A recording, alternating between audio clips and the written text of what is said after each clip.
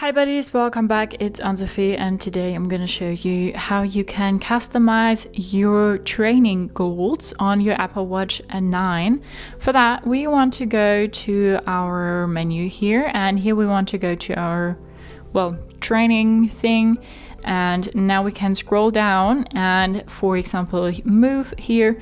We can say that we want less or more as our goal. Then we can scroll down further and say exercise 25 minutes, and we can say more or less exercise, and then also the stand, so we can say we want to stand more or less. Down here we have our steps and the distance we walked, and here's our circle, and when you reached all your goals, that circle will be full. So that's just pretty quick and easy how you can customize your training goals on the Apple Watch 9. Hope you liked it, hope it helped. So thumbs up, share and subscribe, and I hope to see you next time. Bye.